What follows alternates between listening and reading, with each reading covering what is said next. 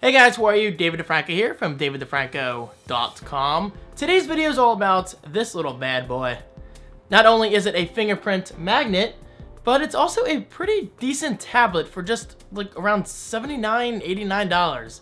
Just kind of depends on shipping, taxes, all that stuff. Notice I didn't say good stuff because nobody likes paying taxes. Alright, so anyway, recently I reached out to my followers over at facebook.com/DavidDeFranco. Follow me right below if you want. I appreciate it. And I basically asked them to ask me questions related to the HP Stream 7 and nothing else. So this Ask Me Anything video is all about this 7-inch Windows 8.1 tablet experience. Let's get right into your questions by swiping up and beginning. The first question comes from Daniel Morgan, and Daniel says, is it worth the money for an inexpensive tablet? I gotta say, as long as you keep your expectations in check and you're not expecting anything revolutionary, then yeah, I mean, for less than $100, this tablet is really not that bad. Now, it does have many cons, of which I'll go into detail in my review probably next week and in this video because people have other questions related to those cons. But I gotta say, overall, for the price, it's not a bad tablet. I've used worse for more. Kindle Fire. Sorry, I had to say it. Next question comes from Nathan West, and Nathan says, what's the speed like compared to an iPad mini Retina when playing games? Now, this is easily the most disappointing feature. Well, I shouldn't even say feature. Most disappointing aspect. Go ahead, Maui. Get it done. It sucks at playing games. And honestly, that's one of the main reasons why I got this tablet, is to enjoy some very light gaming from a Windows games experience, you know, Xbox games for Windows. But this thing cannot even play Rayman Fiesta Run. For some reason, it seems to cap at like 10 frames per second. Yes, 10 frames. The game is literally in slow motion, which really lets me down because Rayman Fiesta Run isn't really a demanding game. So that's why it really surprised me, and I cannot recommend this tablet from a gamer's perspective. Really, Maui? Just keep on brushing the tripod because you can't say I'm recording here. Alright, Maui is outside. Less distractions. And what did I do? Okay, Windows 8 has a few weird bugs here and there. But yeah, Nathan, I hope that answers your question. Next question comes from Adam Rupenkamp. Did I say that right? Rupenkamp? And Adam says, would this be a nice tablet for someone to try Windows 8.1 for the first time? Well, he said on, but I'm going to say Windows 8.1 because that's the newest version. Yes.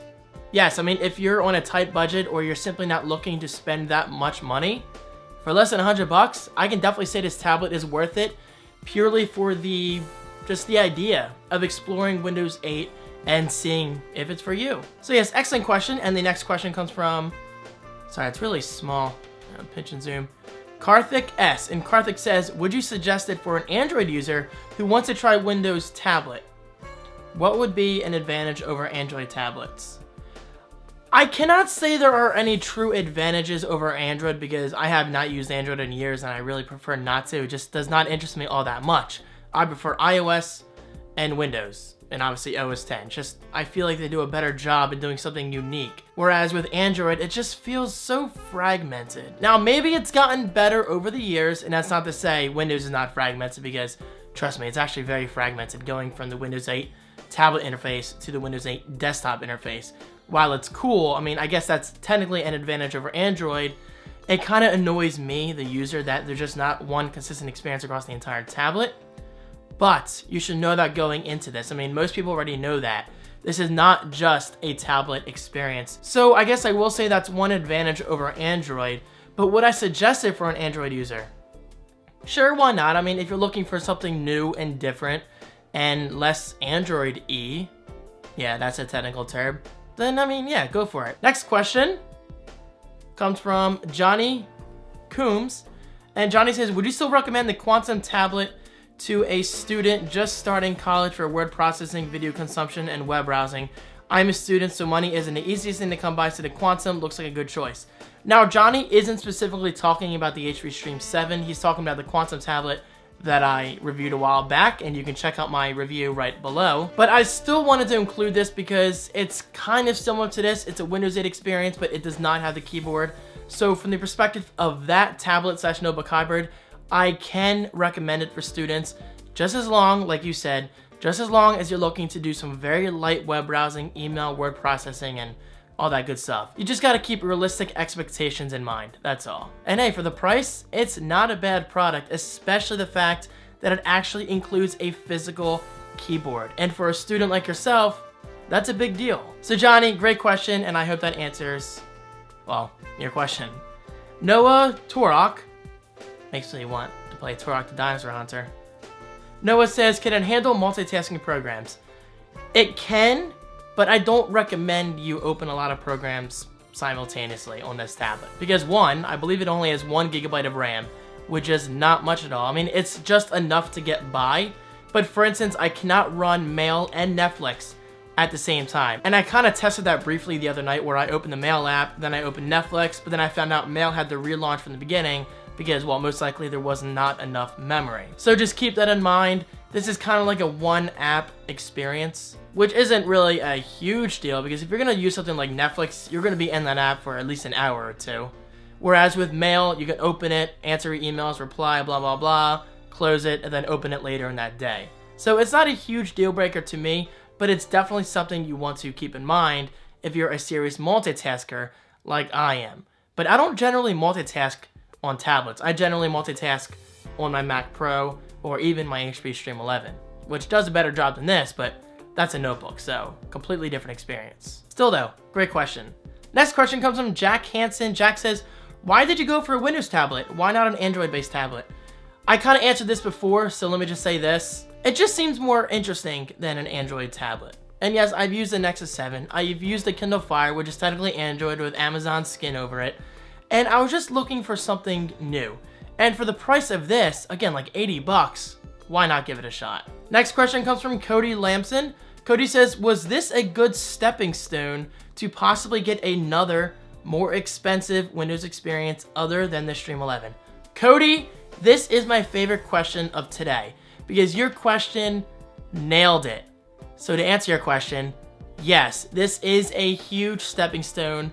It got me interested in Windows 8.1 tablets from a 7-inch, form factor perspective, but I'm definitely wanting more in terms of performance. I mean, I need more than 1 GB of RAM. I need a better gaming experience, but not something as large as my Quantum tablet because, again, that device is awesome for the price, but it's just too large. By today's standards, a 10-inch tablet just feels huge. I just love this. One-handed usage is a big deal. I love just doing this and chilling. So, Cody, yes, this is definitely a big stepping stone. And well, to answer your question, I will be looking at other tablets once my HP Stream 7 review is complete. I emphasize 7 because I feel like I'm sometimes going to say 11. Great question. And Hardik Tanisha says, does touchscreen play a major role in Windows experience? Yes, it does. Just as long as you stay in the Windows 8.1 touch interface or whatever you want to call it. I know people call it different things. I'm just going to call it the tablet interface. Now, pressing desktop, you can actually, let me close that. You can actually go to the desktop. As you can see, I'm kind of closing Windows here. It's possible, but it's not really user friendly, but you can actually access the desktop portion of Windows. So I don't know if you can even see that. I promise I'll show B-roll in my official review. But yes, touchscreen does play an essential role, but it does not hurt to use a Bluetooth keyboard, which will make your experience better. And finally, the next and last question of today's AMA video comes from Nathan William Hendon. And Nathan says, do you feel the Windows App Store is too limited? Without a doubt in my mind, yes. And a great example of this is there's no official Amazon Instant Video app. I mean, which I kind of can understand because Amazon has their own media streaming box and their own store and all that stuff. But still, guys, the fact that there are no official apps for some of my favorite services, for instance, like I just said, Amazon Instant Video and Pandora. Pandora's a big one with me. That definitely bothers me. Now, is this Microsoft's fault or is this the third-party developer's fault? In my opinion, it's both, because Microsoft needs to get on these companies more and say, look, make apps for Pandora. Make apps for Amazon Instant Video. Now, there are plenty of games to play. There's Netflix. There's at least a few mail apps. There are some Internet Explorer alternatives, which they kind of are blah, in my opinion. So you do have choices, but you don't have nearly as many choices as you do on iOS and most likely Android, which is really a big shame because, like I said, Windows interests me so much more than Android does. So I really hope this improves over time. But it's not as bad as some people make it out to be. I mean, there are some third-party like alternative apps for certain things. For instance, I'm using, I think it's called Metro Radio to play Pandora, although it hasn't worked in days. For some reason, there's some kind of network connection error. I don't know why. There are alternatives, so you'll just have to search around in the Windows App Store or whatever they call it. So guys, there you go. Those are my answers to your questions regarding the HP Stream 7. While it definitely has many flaws, in my opinion though, it's easily worth using. For less than $100, you're likely not going to find something better. And I don't want to say too much because this is not my official review, but hey, it gives you a decent idea of what I'm going to say anyway. Simply put, it's a great tablet for the price. You just got to be realistic when going into this product. So that's all I'll say. Guys, thank you so much for your questions. Thank you so much for your support. It really means a lot to me. Oh, and real quick, don't forget, if you do want to check out my Quantum tablet review, that link is right below. Thank you so much, and I will see you guys in my next video. Peace.